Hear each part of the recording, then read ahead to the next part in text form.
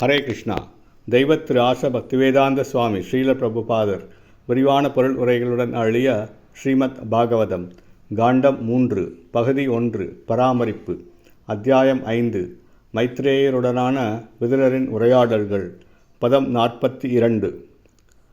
யத் சக்தயா ஸ்ருதவத்யாச்ச பக்தியா சம்ருஜ்யமானே ஹிருதயே வதாய ஞானேன வைராக்ய பலேன தீரா பிரஜேம தத்தைங்கிரி சரோஜ பீடம்.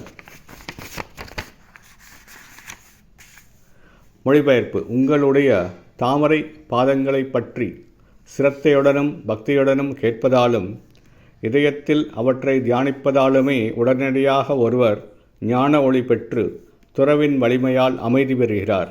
எனவே நாங்கள் உங்களுடைய தாமரை பாதங்கள் என்னும் சரணாலயத்தை புகலிடம் கொள்ள வேண்டும். பொருளுரை.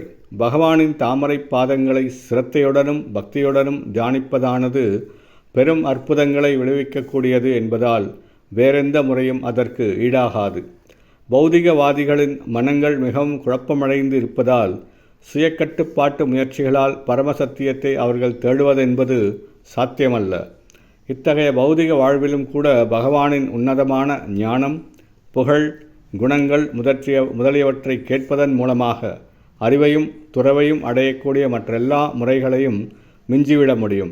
பந்தப்பட்ட ஆத்மா தேகாபிமானத்தில் பற்று கொண்டிருப்பதால் அவன் அறியாமையில் மூழ்கி இருக்கிறான்.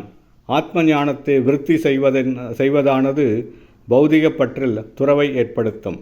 இத்தகைய துறவில்லாமல் அறிவை மட்டும் பெற்றிருப்பதில் எந்த அர்த்தமும் இல்லை. உடலுறவு வாழ்வை அனுபவிக்க வேண்டும் என்ற ஆசைதான் மிகவும் மோசமான பௌதிக பற்றாகும். இத்தகைய வாழ்வில் பற்று கொண்டிருப்பவன் அறிவற்றவன் என்பதை புரிந்து கொள்ள வேண்டும். அறிவை பின்தொடர்ந்து துறவு வரவேண்டும். இதுவே தன்னுணர்வின் வழியாகும். ஒருவர் பகவானின் தாமரை பாதங்களுக்கு பக்தி தொண்டு செய்வாரானால் தன்னுணர்வு மிகவும் அவசியமான அறிவும் துறவும் விரைவில் உதயமாகின்றன. இது சம்பந்தமாக தீர என்னும் சொல் முக்கியத்துவம் வாய்ந்ததாகும். தொல்லைகளுக்கு காரணம் இருந்தும் அத்தொல்லைகளுக்கு உட்படாமல் இருப்பவர் தீரன் என்றழைக்கப்படுகிறார். ஸ்ரீ யமுனாச்சாரியார் கூறுகிறார், என் இதயத்தில் பகவான் ஸ்ரீ கிருஷ்ணரின் பக்தி தொண்டு நிரம்பி வழிவதால் சிற்றின்ப வாழ்வை பற்றி என்னால் நினைக்கவும் முடியவில்லை. ஒருவேளை அத்தகைய எண்ணம் தோன்றினாலும் உடனே அதில் எனக்கு வெறுப்பு உண்டாகிறது. பகவானின் தாமரை பாதங்களை சிரத்தையுடன் தியானிக்கும் எளிய முறையினாலேயே பகவானின் பக்தரொருவர் தீரரின் நிலைக்கு உயர்ந்து விடுகிறார். பக்தி தொண்டை எழுப்புவதற்கு தகுதியுள்ள ஆன்மீக குருவினால் தீட்சை அளிக்கப்படுவதும் பகவானை பற்றி கேட்க வேண்டும் என்று அவரது உபதேசத்தை பின்பற்றுவதும் அவசியம். அவரிடமிருந்து பகவானை பற்றி தினமும் கேட்பதன் மூலமாக இத்தகைய ஒரு ஆன்மீக குரு ஏற்றுக்கொள்ளப்படுகிறார்.